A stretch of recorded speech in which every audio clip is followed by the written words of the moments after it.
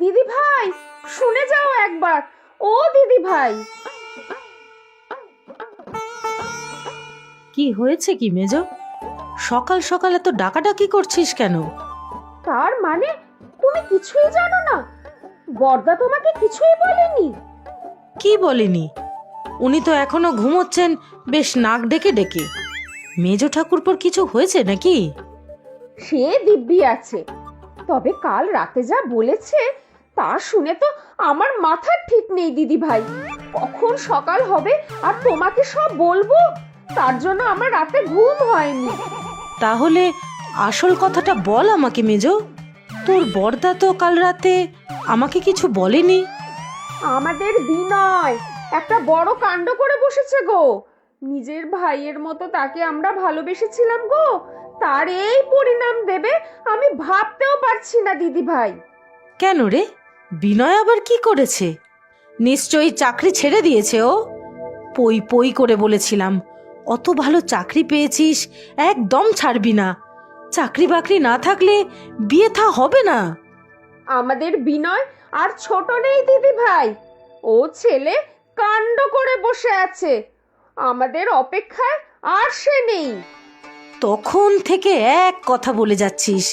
আরে কি করেছে কি ও, সেটা তো বল মেজো। এবাড়ির ছোট বউ, তোমাকে আর কষ্ট করে খুঁজতে হবে না। তোমার সাধের ঠাকুরপো তোমার কষ্ট লাঘব করেছে দিদি ভাই। এখন দেখো বিনয় কবে তার হবু বউ নিয়ে এসে হাজির হয়। এসব কি বলছিস রে মেজো? বিনয় মেয়ে পছন্দ করে নিয়েছে, আর আমাকে আমাকে একবারও জানালো না। আমি নাকি ওর মায়ের মতো। আসুক, আসুক ও ছেলে আজ ঘরে। বাড়িতে ঢুকতেও দেব না ওকে। সে আর বলতে, আমিও তোমার সাথে আছি দিদি ভাই। তুমি তো আবার বিনয় বলতে অজ্ঞান। একবার বৌদি বলে মুখ কাঁচুমাচু করলে তো সব ভুলে যাবে। না না, আর তা হতে দেব না। অনেক আশকারা পেয়েছে ও ছেলে। আর আর কোনো কথায় আমি কিছুতেই গলবো না। কি হয়েছে কি তোমাদের দুজনের? সকাল থেকেই দেখছি মুখ হাড়ি করে আছো। অতসী কি রান্নার কাজ ছেড়ে দিল নাকি? ও বাবা, আবার নতুন লোক খুঁজতে হবে যে। কোনো নতুন লোক খুঁজতে হবে না মেজো ঠাকুরপো। অতসী রান্নার কাজ ছাড়েনি, আমাদের অন্য কারণে গোসা হয়েছে। কি কারণ বৌদি? কাল রাতে যেটা আমাকে বললে মনে নেই? বিনয় নিজেই কোনো মেয়েকে পছন্দ করেছে আর তাকেই বিয়ে করতে চায়, বলনি আমাকে? উফ, তোমার কোনো কথাই পেটে থাকে না। বললাম বৌদিকে বলো না। তা তোরও তো কোনো কথা পেটে থাকে না মেজো। ও, তার মানে তুমিও জানো ব্যাপারটা? আমাকেই শুধু বলার প্রয়োজন মনে করনি তোমরা কেউ। সংসারের জন্য উদয় অস্ত খেটেও আমাকে পর হয়ে থাকতে হবে। আহা, তুমি রাগ করছো কেন? বিনয় তোমাকে বুঝিয়ে বলতো সব। আমাদেরকে আগে বলে রেখেছে, এই যা। তোমায় বলার সাহস পাচ্ছিল না। দিদি ভাই বাঘ না ভাল্লুক যে সাহস পাচ্ছিল না? সব ওর চালাকি। আদরে আদরে বাঁদরে পরিণত হয়েছে ও ছেলে। আমাদের পছন্দ অপছন্দের কোনো দাম নেই। বিনয় বৌদিকে যেমন ভালোবাসে তেমন ভয়ও পায়, তাই বলার সাহস পায়নি। তোমরা সবাই থামো। বিনয়কে নিয়ে এখন এ বাড়িতে আর একটাও কথা হবে না। আসুক, আসুক আজও বাড়িতে, তখনই সব কথা হবে। নাও, তোমরা খেয়ে নাও সব। আর হ্যাঁ মেজো, ঠাকুরপোকে মাছের লেজাটা দিস। হ্যাঁ হ্যাঁ, সেই ভালো। বিনয় এলে তো বড় বৌদি মাছের মাথা লেজা সব ওকেই দেবে। আমার আর দাদার পড়ে থাকবে মাছের ছোট পিস, তাই না বৌদি?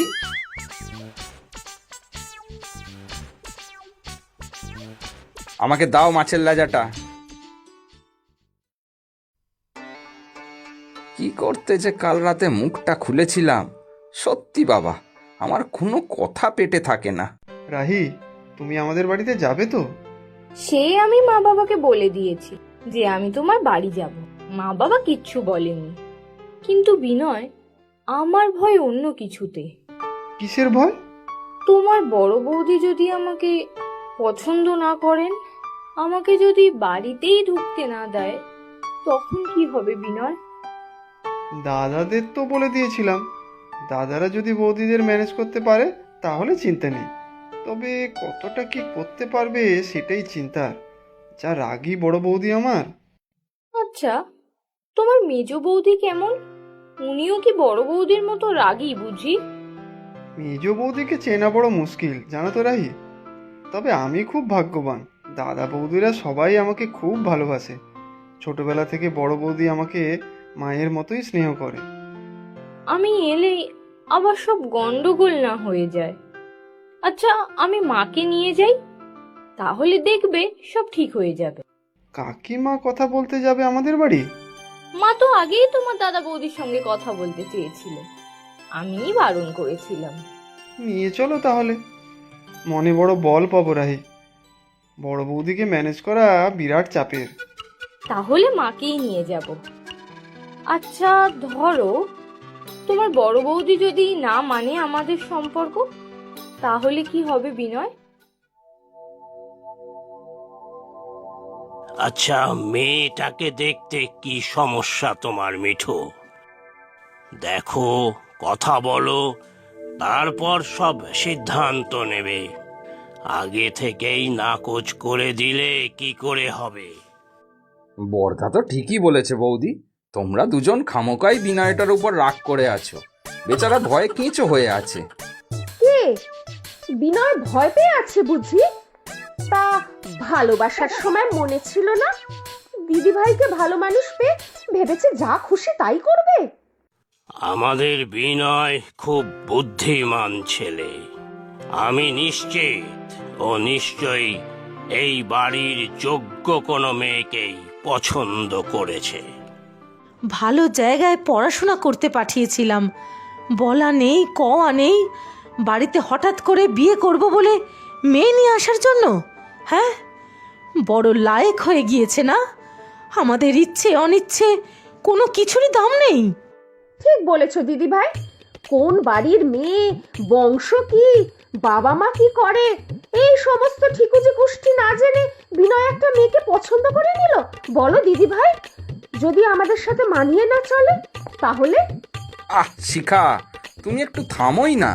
দেখতে পাচ্ছ বৌদির মাথা এমনিতেই গরম হয়ে আছে, তুমি তার মধ্যে উস্কানি দিয়েই চলেছো। তোমরা তোমাদের আদরের ছোট ভাইকে কিছু বলতে পারোনি, আর আমার উচিত কথা বললেই দোষ বুঝি? মেজো ঠিকই বলেছে। আমি আমি সত্যিই বোকা। মানুষকে বড় প্রাণ দিয়ে ভালোবেসে ফেলি, তবে তবে আর নয়। আমার ইচ্ছা অনিচ্ছার যার কাছে কোনো দাম নেই, তাকে আমিও আর কোনো দাম দেব না, কোনো দাম দেব না। আয় রে মেজো, রাতের রাতের খাবার ব্যবস্থা করি, চলে আয়। তাই চলো, আমরা তো হেসেল সামলাতেই এই সংসারে এসেছি। মিঠু, মিঠু, দেখো কত সব সবজি, মাছ, মাংস নিয়ে এসেছি। প্রতিবার তো তুমি নিজে লিস্ট করে দাও, এবারে তো তোমার জেদের কাছে হেরে গেলাম। দিন দাদা, বাজারের ব্যাগটা আমাকে দিন। মেজো, শরমা এলে কি কি রান্না করতে হবে একটু বুঝিয়ে বলবি। আমি তোর দাদার জন্য ওই পাতলা করে আলু পটলের ঝোলটা বানিয়ে রাখছি, কেমন? সেই ভালো দিদি ভাই, গরমের মধ্যে অযথা এত রান্নার কোনো মানেই হয় না। সে কি মিঠু, বিনয় তো তোমার হাতের রান্না খেতে খুব ভালোবাসে। তোমার চোখে বিনয় কি এত অন্যায় করে ফেললো? দাদা, বৌদি, মনে হয় বিনয় এসে গেছে। তাড়াতাড়ি এসো, আমি দরজা খুলছি।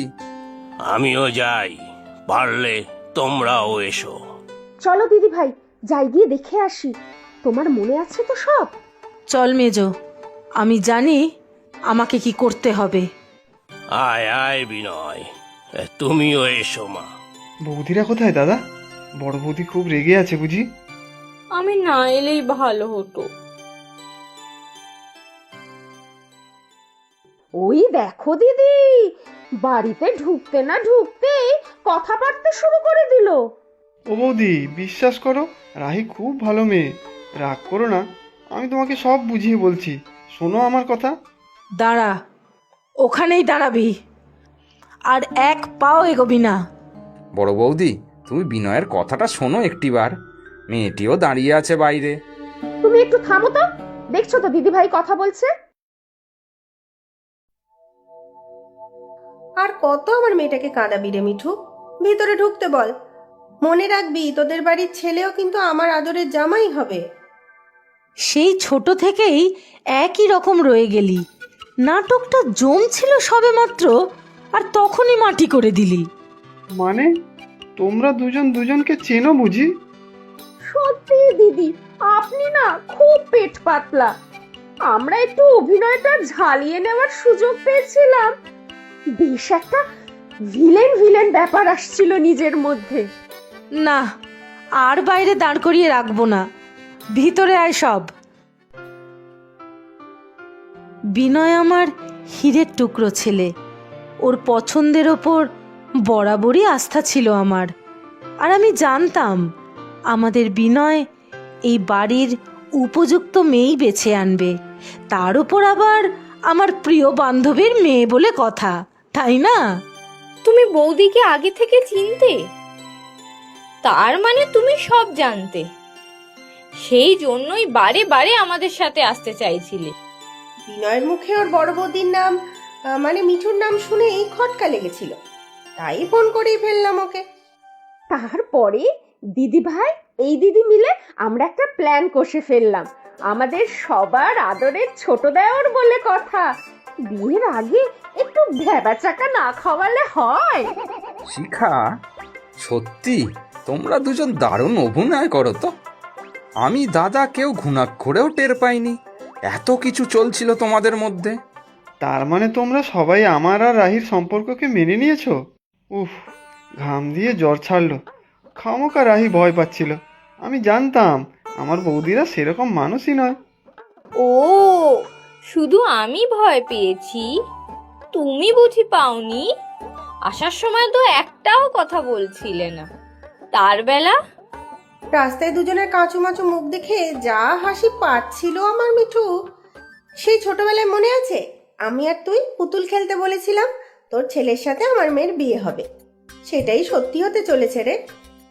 সত্যি আমরা দুই সই খুব ভাগ্যবতী। আমার খুব আনন্দ হচ্ছে রে। এবারে বিয়ের তোড়জোড় শুরু করা যাক, কি বলিস? নিশ্চয়ই, একেবারে জমজমাট বিয়ের আয়োজন করব আমরা। আমাদের ছোট ভাইয়ের বিয়ে বলে কথা। কে আপনারাও আসবেন তো?